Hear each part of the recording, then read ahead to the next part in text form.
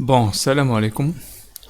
Dans cette série de vidéos, on va donner un petit résumé sur les méthodes d'intégration numérique, illustrées bien sûr par des exemples.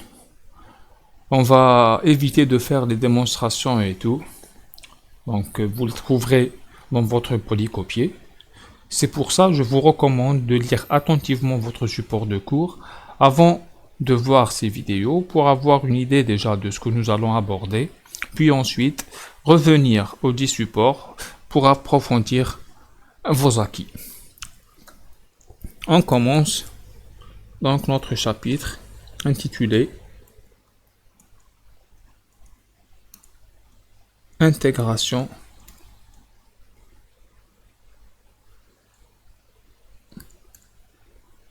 numérique. Donc, le but de ce chapitre est d'aborder le calcul général de l'intégrale d'une fonction f continue, bien sûr sur un intervalle fermé borné. Donc on cherche une valeur approchée de intégrale de f qui est égale à intégrale de a à b de f de x dx. On sait tous que dans de nombreux cas, une telle intégrale ne peut être calculée analytiquement, soit parce que la primitive de f n'est pas une fonction élémentaire. Par exemple, si on considère intégrale de 0 à 1, par exemple, de exponentielle x au carré dx. Donc ici, on sait tous que la fonction exponentielle x carré est une fonction continue sur l'intervalle 0,1, donc elle admet une primitive, sauf que sa primitive n'est pas une fonction élémentaire, et donc une telle intégrale ne peut être calculée analytiquement. Ou bien même dans le cas où on ne dispose que des valeurs de f en un nombre fini de points. C'est ce qu'on appelle résultat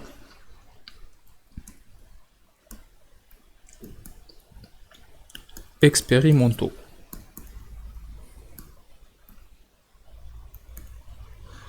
C'est-à-dire issus d'une expérience où on aura juste des valeurs xi, yi, bien f de xi, en un certain nombre de points, en n plus 1 point par exemple, i allant de 0 jusqu'à n. Très bien. Donc, l'intégrale numérique est calculée à partir de l'évaluation de f en un nombre fini de points. On va noter là, c'est n plus 1 point. C'est-à-dire dans le cas où on a des résultats expérimentaux, on a directement ces points-là.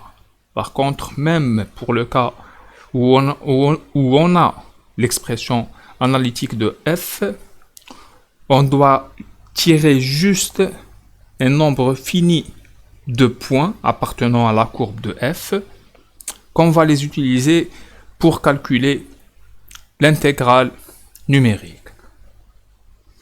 Très bien. Donc déjà, on doit commencer par imposer une condition sur ces points-là, c'est qu'il faut qu'ils soient équidistants.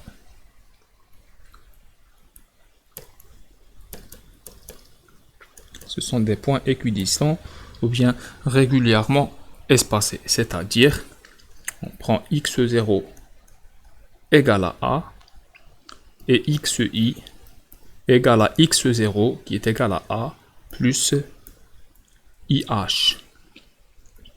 i allant de 0 jusqu'à n. Bien sûr, xn, ça va être b, avec h égale à b moins a sur n. Là, c'est le pas.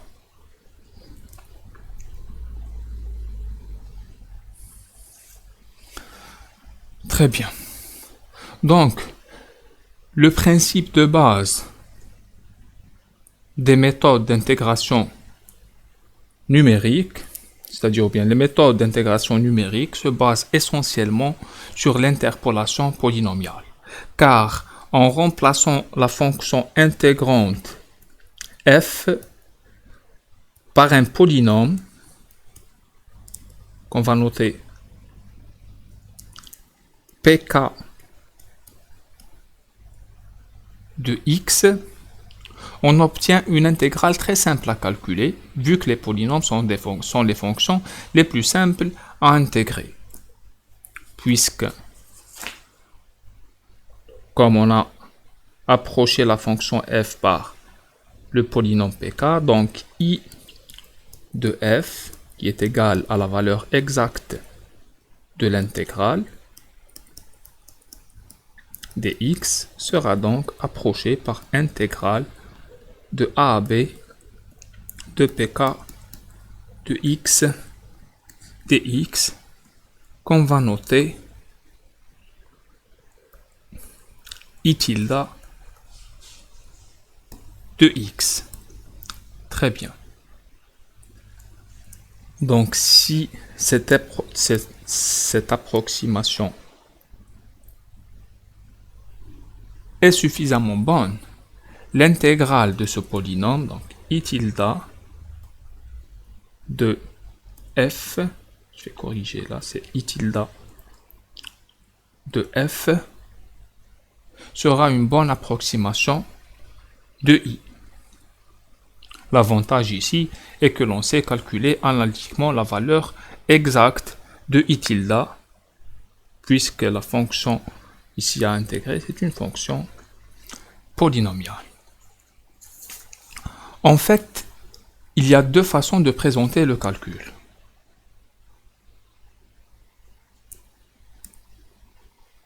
La première, donc ces deux façons-là, dans la première, c'est on approche f, comme on a dit, par un polynôme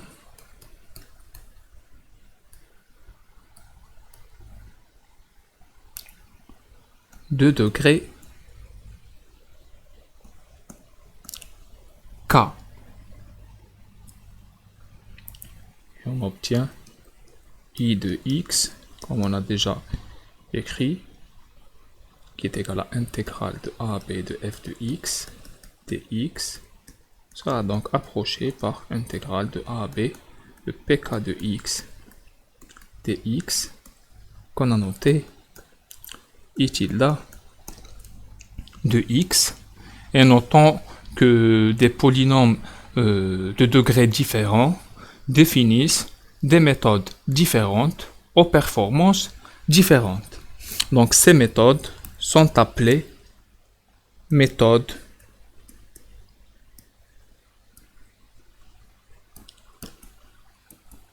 simples.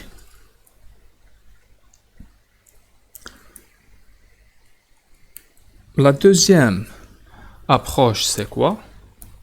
Donc, c'est on approche f par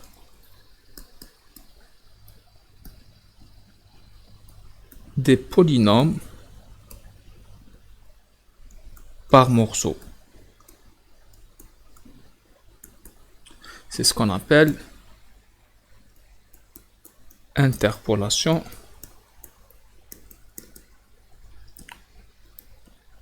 locale. Il s'agit dans ce cas de méthodes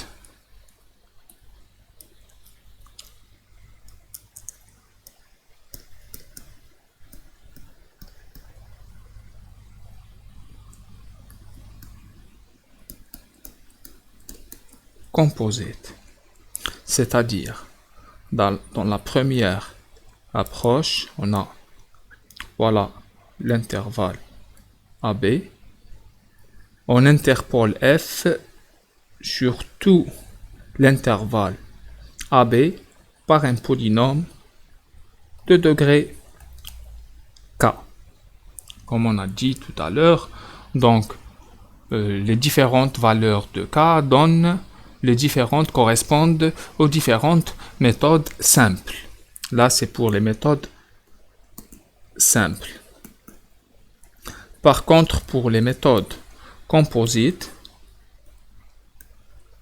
on subdivise l'intervalle AB d'une façon uniforme, bien sûr,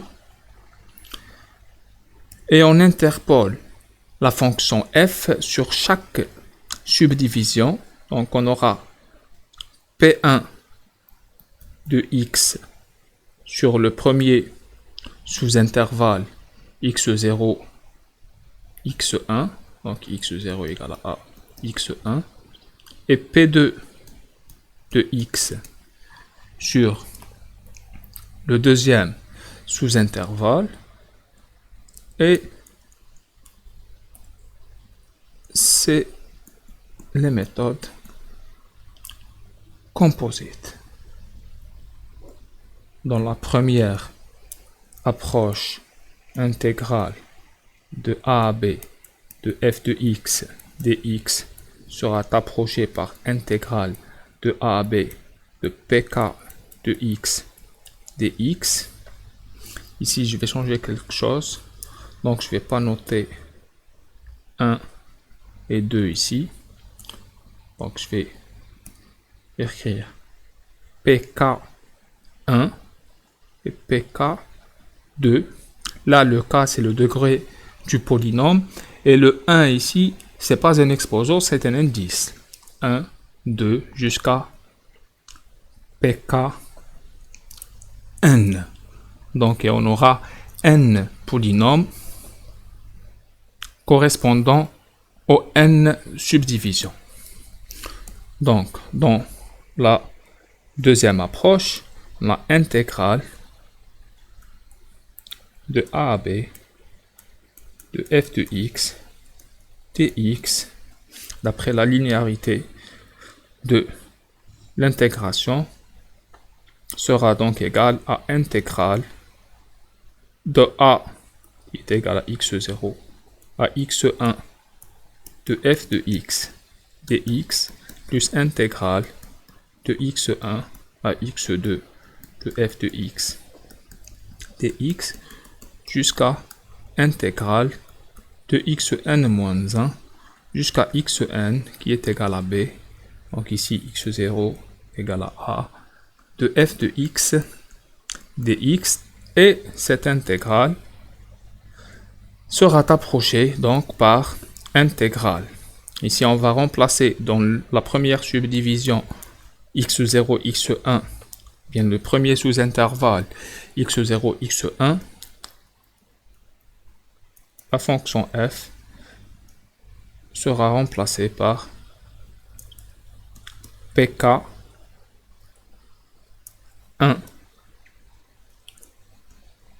de x dx plus intégrale de x1 à x2 de pk2 de x, ainsi de suite, jusqu'à intégrale de xn-1 jusqu'à xn de pkn de x dx. Très bien. Donc, on commence donc par les méthodes de Newton-Cotes simple. Ça, c'est la première approche. Méthode de Newton-Cotes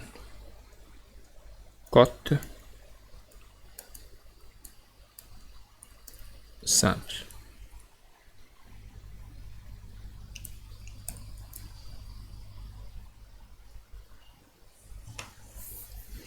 C'est-à-dire, ces méthodes-là vont nous conduire ensuite aux méthodes composites. Notons que nous, dans notre cours, on va s'intéresser beaucoup plus aux méthodes de Newton-Cotes composites, qui sont plus efficaces que les méthodes de Newton-Cotes simples. Donc, comme on a dit, le principe est d'approcher la fonction f par un polynôme, par un seul polynôme, pk de x, sur l'intervalle AB. Très bien. Et on a dit aussi que les différentes valeurs de k donnent les différentes méthodes simples. C'est-à-dire, si on commence par exemple par l'interpolation par un polynôme de degré 0, c'est-à-dire pour k égale à 0, on obtient ce qu'on appelle méthode du rectangle. Dans la méthode du rectangle, on interpole la fonction f par un polynôme de degré 0, donc elle nécessite une unique évaluation de f. Donc, elle nécessite la connaissance d'un seul point que je vais noter xi, f de xi, donc ça sera x0, f de x0. Donc maintenant, qu'est-ce qu'on doit choisir comme point d'interpolation? Nous ici, on va donner trois variantes. La première, si on prend x0, f de x0, je vais noter petit a. Si on prend le point a, f de a comme point d'interpolation, on va obtenir la méthode du rectangle, méthode du rectangle à gauche. Très bien. Donc, si on interpole la fonction f par un polynôme de degré 0, passant par le point a, f de a, on obtient f de x approché par p0 de x, qui est égal, bien évidemment, à f de a.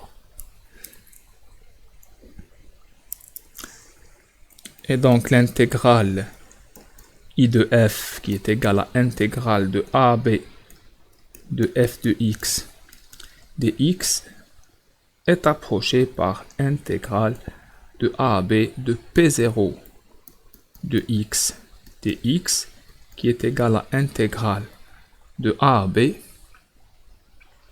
de f de A dx qui est égal à B moins A fois f de A. Et on va noter ça R comme rectangle et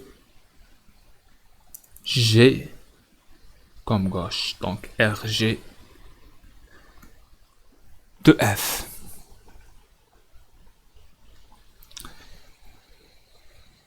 Ici, on va voir qu'est-ce qui se passe graphiquement lorsqu'on interpole la fonction f par un polynôme de degré 0. Donc, je vais tracer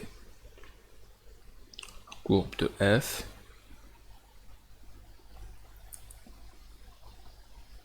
Donc, voilà.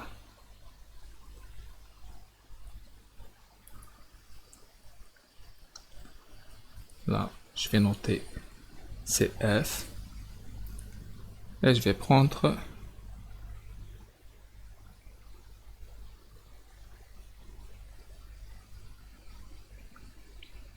les deux droites d'équation x égale à A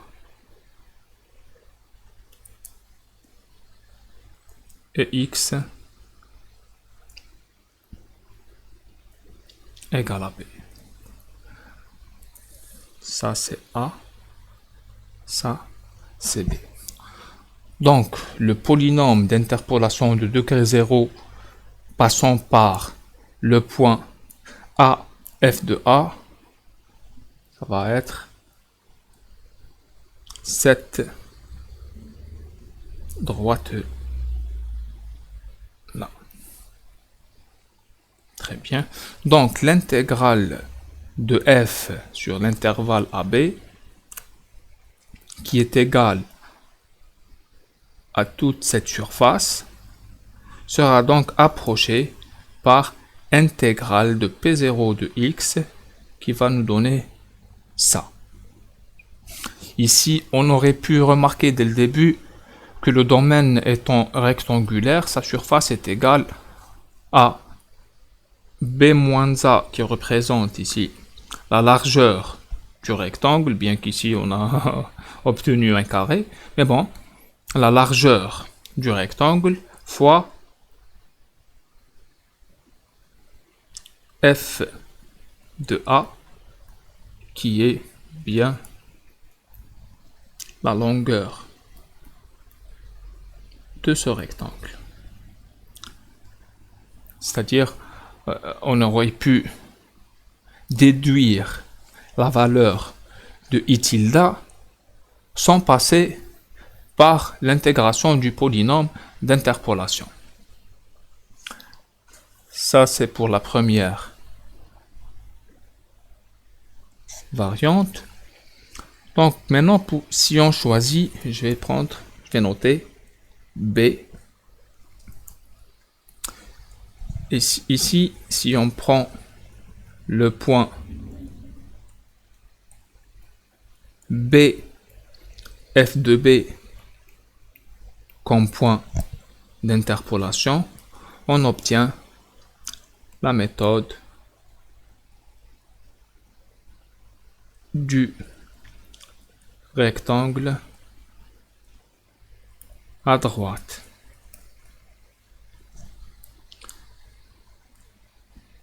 Donc ici, qu'est-ce que ça va changer par rapport à la première?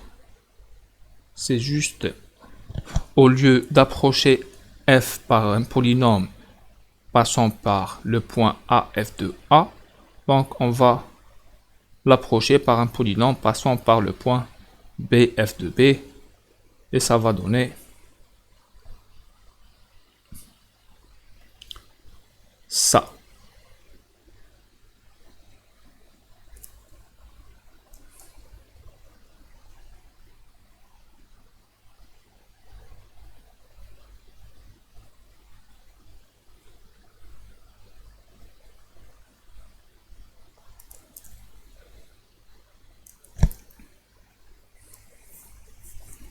Et l'intégrale de ce polynôme sera donc toute cette surface là. Donc qu'est-ce que ça va changer? Ça va, donc la largeur est la même, juste que la longueur sera f de B au lieu de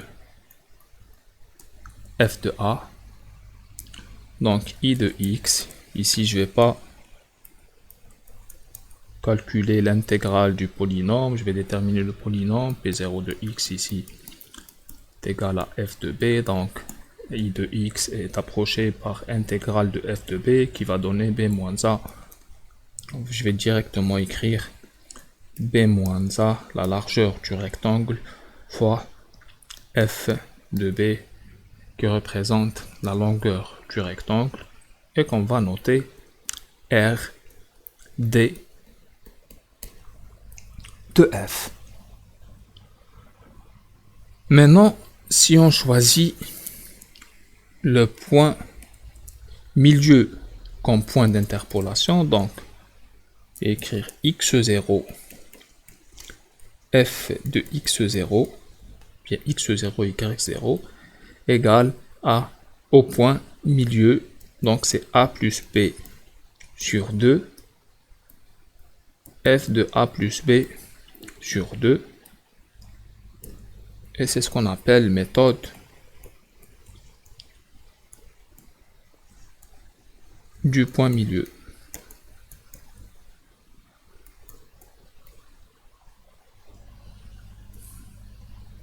Donc même ici, qu'est-ce que ça va changer?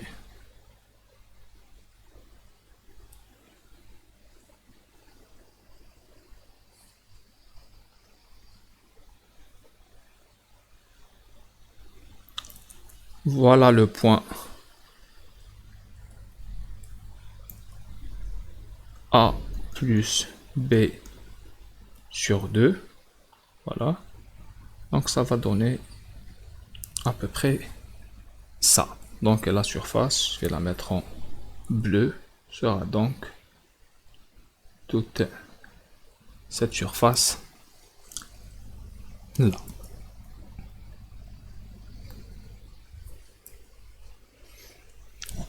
Et I de X sera donc approché par B moins A, la largeur du rectangle, fois la longueur qui est égale à F de A plus B sur 2.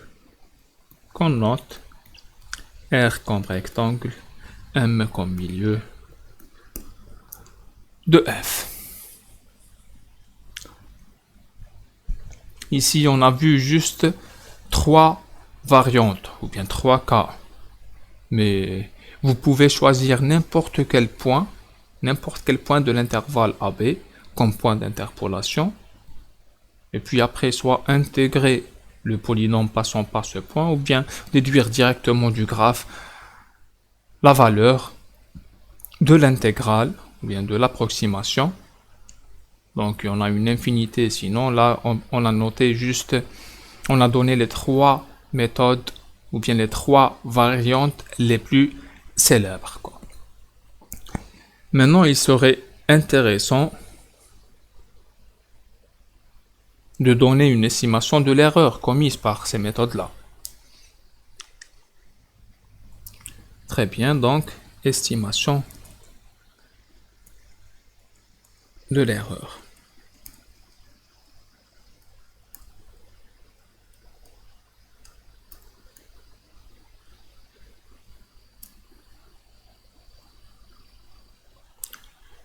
Pour les deux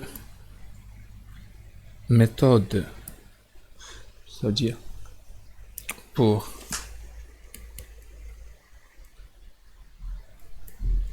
la méthode du rectangle à gauche et même et à droite,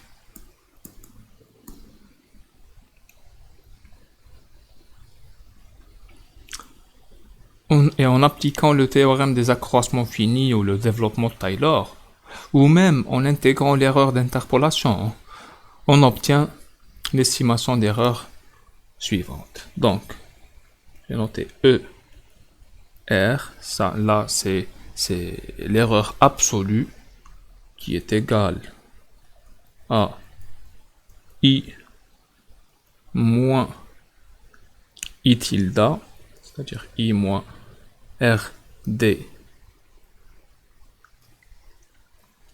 ou même D et G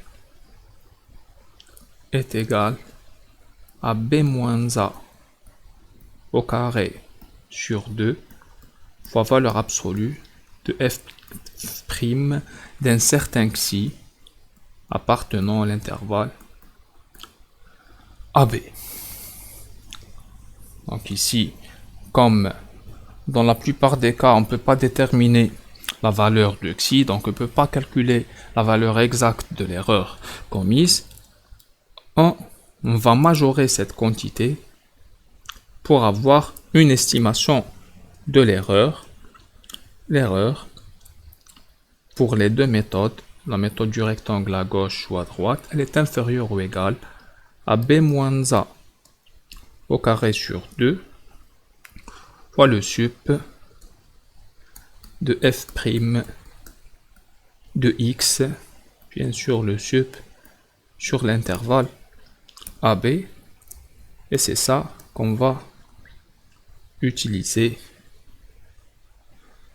en pratique. Très bien. Donc c'était pour les deux méthodes, la méthode du rectangle à gauche et la méthode du rectangle à droite. Maintenant, pour la méthode du point milieu,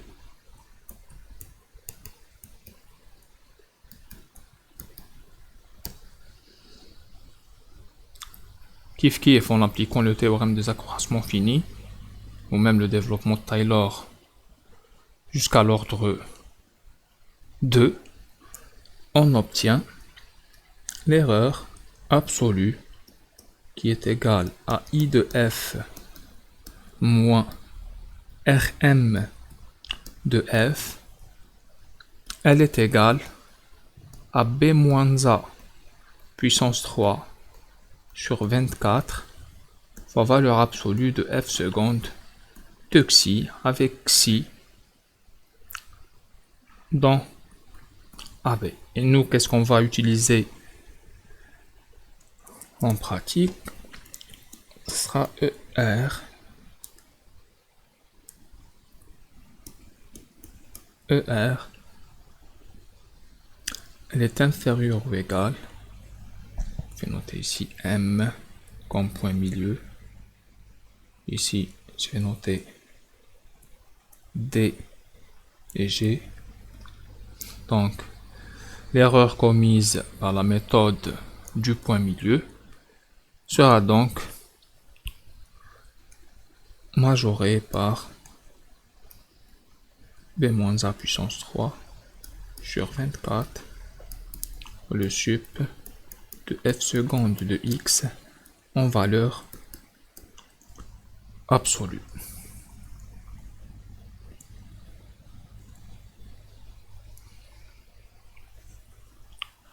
Ça, c'était pour l'estimation d'erreur de la méthode du rectangle. Ici, déjà en comparant juste les deux estimations d'erreur, on peut facilement remarquer que la méthode du point milieu est plus efficace que les deux méthodes du rectangle à droite ou bien la méthode du rectangle à gauche. Et on va illustrer ça sur un exemple. Donc on va prendre exemple.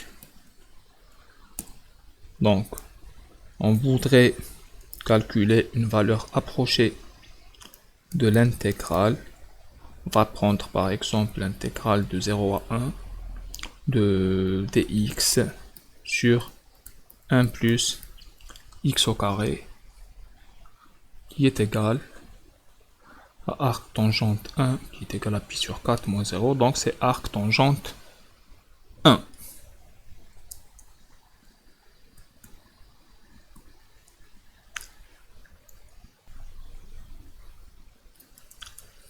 Qui est égal à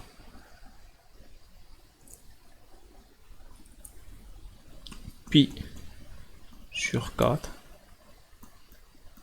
On va noter 7, 8, 5.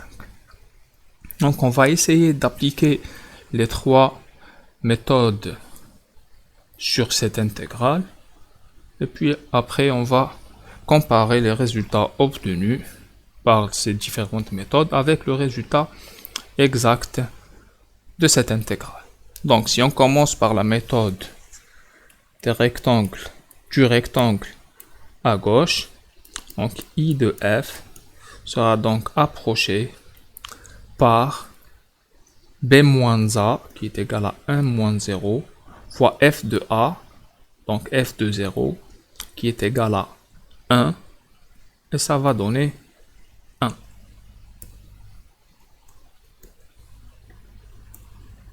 Donc, et pour la méthode du rectangle à droite, I de F, ça c'est RG de F. Donc, ça va donner B moins A, c'est 1 moins 0 fois F de B. Donc, F de 1 qui est égal à 1 demi. Et ça va donner 1 demi. Et c'est RD de F. Très bien. Maintenant, si on veut appliquer la méthode du point milieu, I de f sera donc approché par 1 moins 0 fois f de n demi. Donc n demi représente ici le point milieu entre 0 et 1.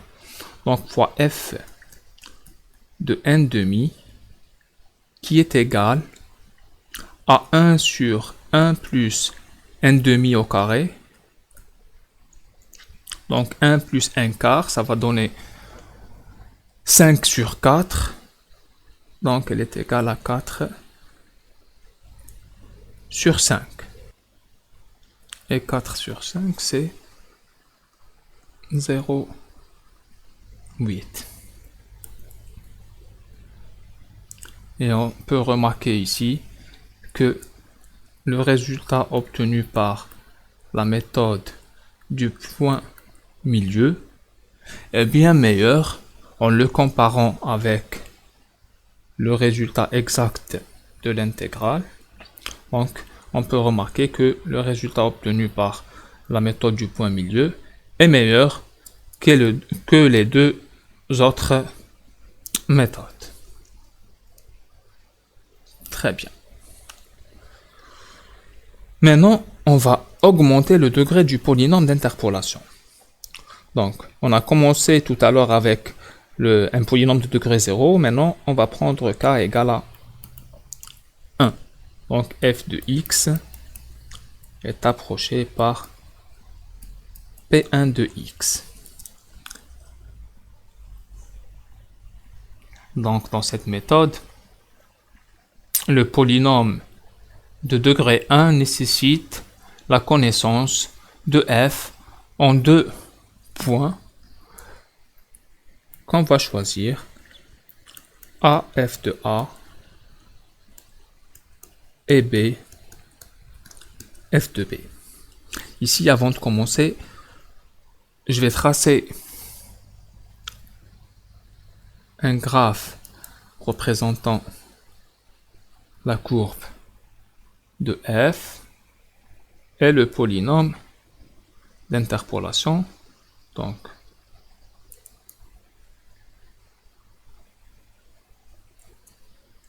voilà. Je vais prendre A et B.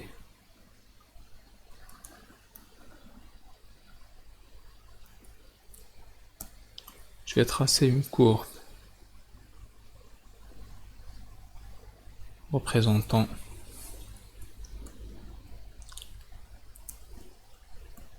f. Qu'est-ce qu'on sait sur ce polynôme d'interpolation? On sait que ce polynôme, c'est un polynôme déjà de degré 1. Donc, il est représenté par une droite qui passe par les deux points A f de A et B f de B. Et voilà. Et qu'est-ce qu'on obtient ici? On obtient un trapèze dans sa surface. Donc je vais écrire directement ici.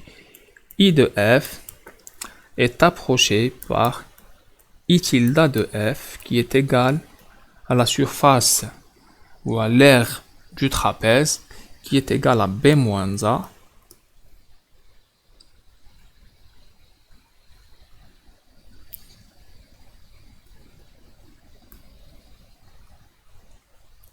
fois f de a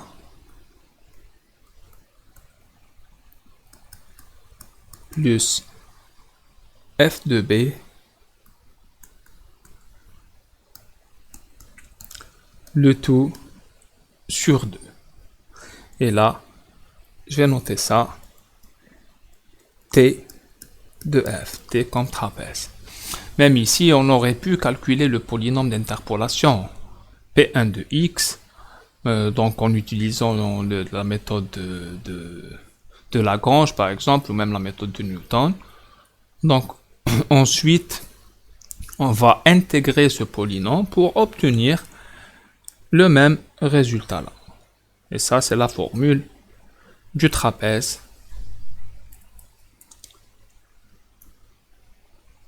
C'est celle-là. Donc maintenant pour l'estimation d'erreur, pour la méthode du trapèze, kiff kiff, en appliquant le théorème des accroissements finis, même le développement de Taylor va donner ER T comme trapèze égale à B moins A puissance 3 sur 12 fois valeur absolue de F seconde de Xi avec Xi dans l'intervalle AB, et l'erreur sera donc peut-être majorée par B moins A puissance 3 sur 12 fois le sup de la dérivée seconde en valeur absolue, le sup bien sûr, sur l'intervalle AB.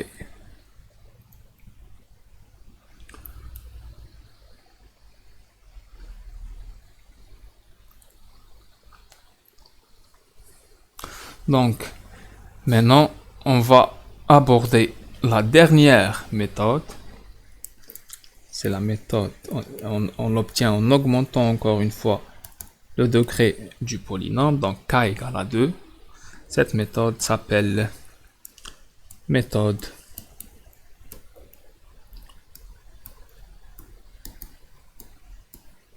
de Simpson. Dans cette méthode, on interpole f par un polynôme de degré 2 qui passe par 3 points. Donc, qu'est-ce qu'on doit prendre? Sachant que ces points doivent être équidistants, comme on a dit tout à l'heure. Donc, on prend le premier point, c'est A, f de A. On peut prendre le deuxième point, c'est A plus B sur 2, f de A plus B sur 2. Donc, c'est le point milieu. Et le dernier point doit être B, f de B. Pourquoi? Parce que les points, on a dit qu'ils doivent être équidistants. Donc, le pas doit être constant entre les points successifs.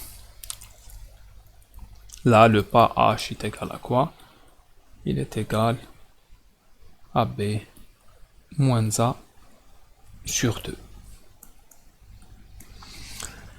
Très bien. Donc, ici, on ne peut calculer une telle surface. Pourquoi? Parce que si on veut représenter graphiquement le polynôme d'interpolation, voilà, je vais prendre A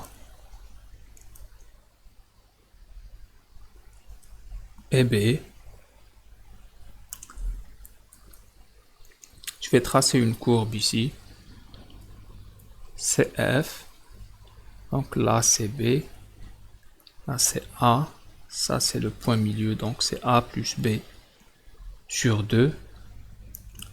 Si on veut maintenant représenter le polynôme P2 de x, qui est un polynôme de degré 2, donc ça va être un arc, un arc de parabole qui passe nécessairement par les 3 points A, f de A plus B sur 2, f de A plus B sur 2, et B, f de B. Donc ça va donner à peu près ça. Et le domaine obtenu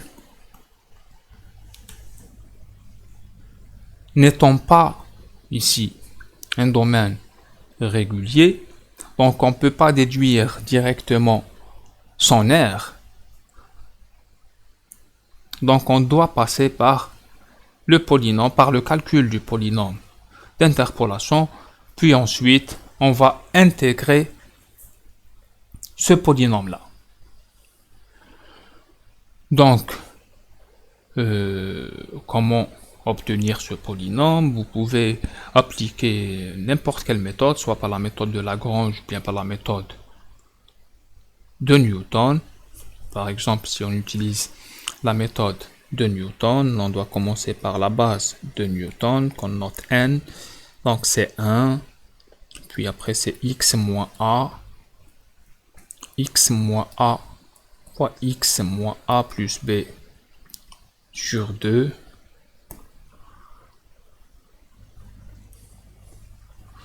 donc on va maintenant tracer le tableau des différences divisées. Donc ici c'est xi, ici c'est yi. Donc c'est a f de a plus b sur 2, f de a plus b sur 2, et b, f de b. Donc on va calculer les différences divisées. Donc nous ici on va pas faire le calcul, je vais vous laisser à titre d'exercice là, vous pouvez faire les calculs tout seul. Donc on doit déterminer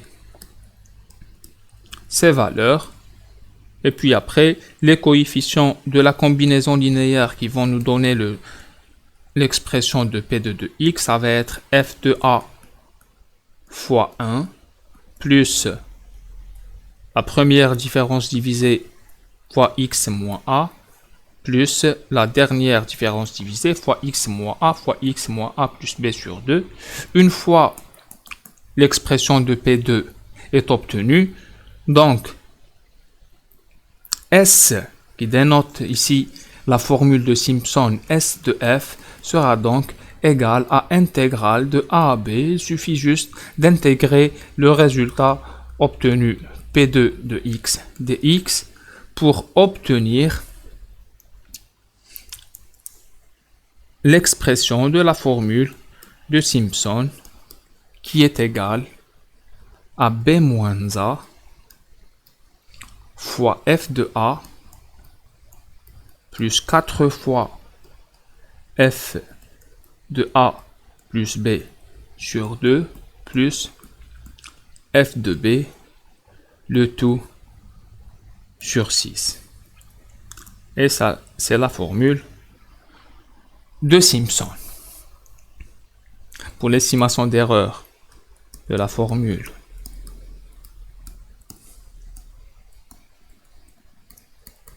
de Simpson, on va avoir ER, je vais directement donner majoration de cette erreur, ERS est inférieur ou égal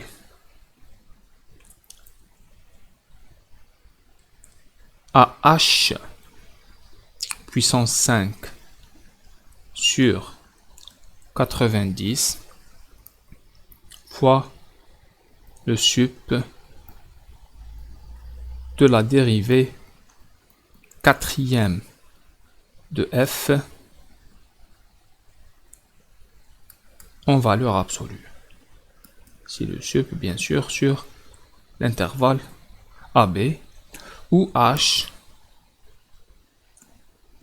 est égal à b moins a sur 2.